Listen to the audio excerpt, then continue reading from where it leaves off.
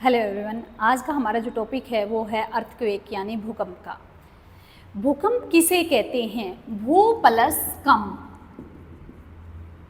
कम यानी भूमि के अंदर कंपन होना या भूमि का अचानक से हिलना भूकंप कहलाता है।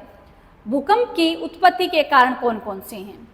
घर्षण, अंतर्जात बहिर्जात बल के कारण धरातलीय चट्टानों पर दबाव पड़ता है, परिणाम स्वरूप उनमें घर्षण पड़ने से भूकंप आते हैं।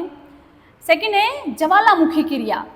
ज्वालामुखी उद्गार के समय पृथ्वी के आंतरिक भाग से गैस तीव्र वेग से बाहर निकलती है, जिससे पृथ्वी के धरातल में कंपन पैदा होने लगता है।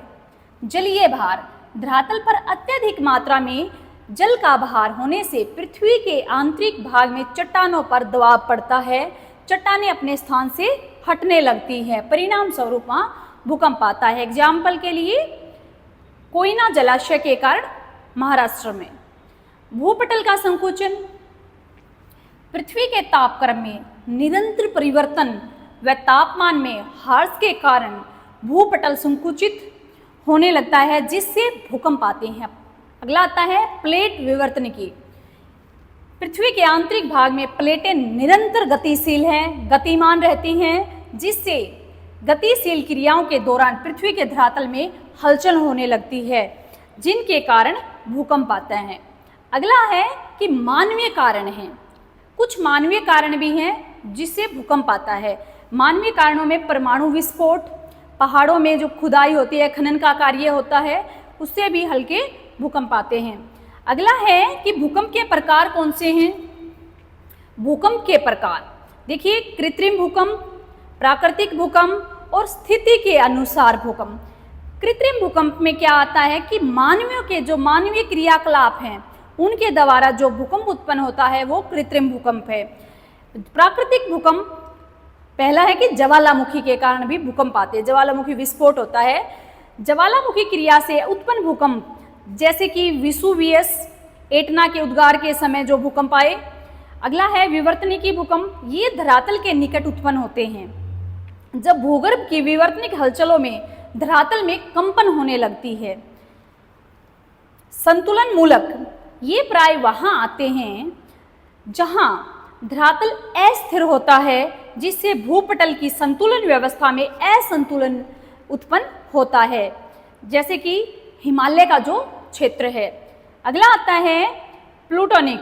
अत्यधिक गहराई में उत्पन्न होने के कारण इन्हें पातालीय भूकंप भी कहा जाता है।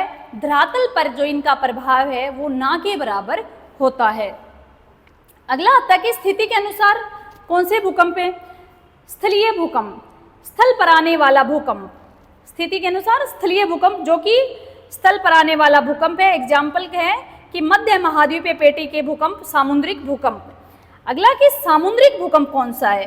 सागरीय भूकंप, जिसके अंतर्गत आते हैं कि इनके परिणाम स्वरूप ऊंची सागरीय लहरें उत्पन्न होती हैं, जिसे सुनामी कहा जाता है। नेक्स्ट आता है कि भूकंपीय तरंगे। भूकंपीय तरंगों को कितने भागों में बांटा गया है? भूकंपीय तरंगों को 3 भागों में बांटा गया है। फर्स्ट है पी तरंगे। पी तरंगे जिनको प्राथमिक या प्राइमरी तरंगे भी कहा जाता है, इनकी जो औसत गति है वो 6 से 13 किलोमीटर प्रति सेकंड की गति से ये चलती हैं। माध्यम क्या है? ठोस, गैस, द्रव, तीनों माध्यमों में से ये गुजरती हैं। इनमें जो नुकसान है वो कम होता है। अगला आता है एस तरंगे, जिनको सेकेंडरी तरंगे भी कहा जाता है। गति 4 किलोमीटर प्रति सेकंड से 7 किलोमीटर प्रति सेकंड की रफ्तार से ये चलती है। माध्यम ठोस माध्यम से ये गुजरती हैं। अगला आता है तीसरा जो है कि वो तीसरी जो तरंगे हैं वो है एल तरंगे। एल तरंगे जिनकी खोज HD लव ने की थी, इनकी जो गति रहती है वो 3 किलोमीटर प्रति सेकंड की रफ्तार से ये चलती हैं। धरातलीय तरंगे हैं, सबसे ज़्यादा नुकसान करती हैं, अत्यधिक विनाशकारी ये तरंगे हैं। Richter scale. स्केल देखिए, अब आते हैं स्केल, मापते कैसे हैं? स्केल के पहला है रिएक्टर स्केल, दूसरा है मर्केली, मर्केली जो कि वैज्ञानिकों के द्वारा प्रमाणित नहीं है। तीसरा आता है राशि फेरेल। आगे आता है कि भूकंप से आने से पहले कौन सी गैस वायुमंडल में सबसे ज़्यादा मात्रा में बढ़ जाती है। भूकंप आने से पहले वायुमंडल में सबसे अधिक मात्रा में रेडान गैस फैल जाती है, जिससे पशु पक्षी इधर से उधर भागने लगते हैं। भूकंप की तरंगों को मापने के लिए, उनकी जो तीव्रता है, गति है, उनको मापने के लिए भूकंप लेखी या सीस्मोग्राफ उनको कहा जाता है।